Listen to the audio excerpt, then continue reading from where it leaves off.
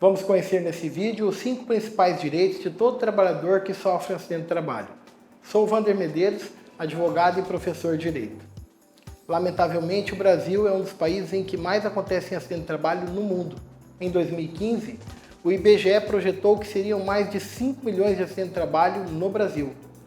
Desses, muitas vezes resultaram lesões que incapacitaram os trabalhadores ou até mesmo a sua morte. E muitos desses trabalhadores ou seus familiares deixaram de receber os seus direitos por desconhecê-los ou não saber como pleiteá-los. Nesse vídeo eu trato dos 5 principais e ao final eu ainda trago um bônus para quem acompanhar o vídeo até o seu fim. Número 1. Se o acidente de trabalho causou uma lesão ao trabalhador que o incapacita para o trabalho por um período superior a 15 dias, o trabalhador passa a receber um benefício do INSS. Ele é afastado do trabalho e passa a receber os seus salários do INSS. Esse benefício todos nós conhecemos como auxílio doença acidentário e ele corresponde a 91% do salário de benefício desse trabalhador. Agora o detalhe, esse auxílio doença acidentário, quando se trata de um acidente de trabalho, ele independe de carência. Por exemplo, o trabalhador pode ter começado a trabalhar ontem na empresa. Ele começou a trabalhar ontem e sofreu um acidente de trabalho hoje. Ele já tem direito a esse auxílio doença acidentário. Número 2. Se do acidente de trabalho houve uma perda da capacidade definitiva para o trabalho do trabalhador, ele ficou completamente inválido para o trabalho, então ele passa a ser detentor do direito de receber uma aposentadoria por invalidez acidentária. E o detalhe, também essa aposentadoria por invalidez acidentária independe de carência. E ela corresponde a 100% do valor do salário de benefício desse trabalhador. Note que faz toda a diferença você classificar que o resultado, a razão da incapacidade do trabalhador para o trabalho foi o acidente de trabalho.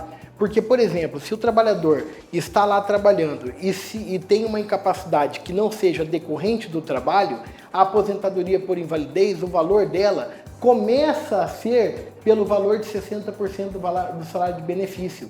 Já na aposentadoria por invalidez decorrente do acidente de trabalho, ela sempre tem um valor correspondente a 100% do valor do salário de benefício. Então olha a diferença econômica de você saber como pleitear esse direito. E também um detalhe, nesses casos de aposentadoria por invalidez decorrente do acidente de trabalho, também não tem carência. O trabalhador pode ter começado a trabalhar ontem, ele sofreu um acidente de trabalho hoje, sofre um acidente que o torna inválido para o trabalho. Ele já tem direito à aposentadoria por invalidez. Número 3. Vamos supor que desse acidente de trabalho, o trabalhador teve uma redução da sua capacidade de trabalho, mas ela não foi total, ele continua conseguindo trabalhar, mas de uma forma menor do que ele trabalhava antes. Mas de forma definitiva, ele não vai mais recuperar aquela condição que ele tinha de antes. Nesses casos, ele também tem direito a um benefício. É o chamado auxílio acidente. Ele recebe esse benefício de auxílio acidente e continua trabalhando. Esse auxílio acidente vai corresponder a 50% do valor do seu salário de benefício. E ele vai continuar trabalhando na empresa ou em outra empresa e vai continuar recebendo esse benefício de auxílio acidente. Vai ser um complemento da renda para complementar aquela diminuição que ele teve da capacidade de trabalho, já que ele teve ela reduzida em razão daquele acidente de trabalho. E olha que importante, esse auxílio acidente é um dos poucos benefícios que são pagos pela Previdência Social que podem ser cumulados com outros benefícios, como pensão por morte, auxílio reclusão.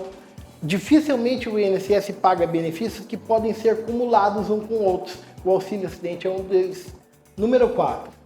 Se o trabalhador sofreu um acidente de trabalho e esse acidente de trabalho o incapacitou para o trabalho, de modo que ele se afastou pela Previdência Social, quando ele retorna desse afastamento, ou seja, ele teve um afastamento superior a 15 dias, então ele teve que se afastar perante a Previdência. Quando ele retorna desse afastamento para a empresa, porque ele não perdeu totalmente a capacidade de trabalho, no seu retorno, ele passa a ter a chamada estabilidade acidentária, que está garantida no artigo 118 da Lei 8.213 de 91. O que é essa estabilidade? Ele não vai poder ser mandado embora pela empresa sem justa causa por um período de 12 meses, que são contados da data que ele retorna ao trabalho.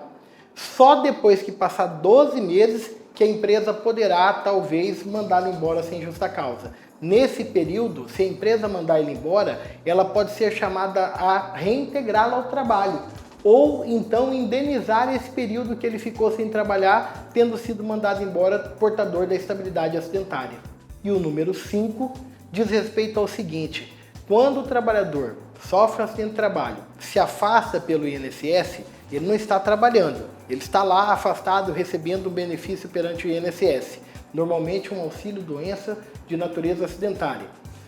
Vamos supor que ele fique 1 mês, 2 meses, 3 meses, um grande período recebendo esse benefício para o INSS e afastado do trabalho.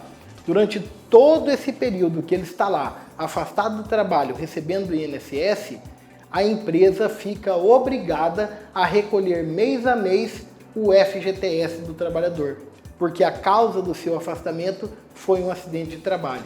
E esse é outro direito que muitos trabalhadores desconhecem.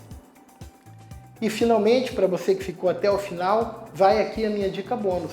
Em todas as hipóteses que o trabalhador sofra um acidente de trabalho, e aí para todas as hipóteses, seja resultante de uma incapacidade total, permanente, ele terá direito, se a empresa houver concorrido com culpa pelo acidente, ou se tratar uma atividade de risco, ele poderá, procurando o advogado da sua confiança, entrar com uma ação pedindo uma indenização por aquele acidente de trabalho que ele sofreu.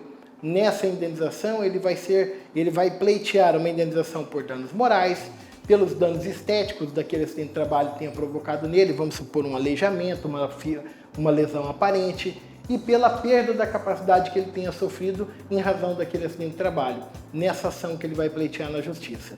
E se você quiser saber mais sobre esses assuntos, eu já fiz uma série de vídeos que estão nesse canal. É só você voltar um pouco no feed, que cada um deles eu já analisei detalhadamente em vários vídeos anteriores.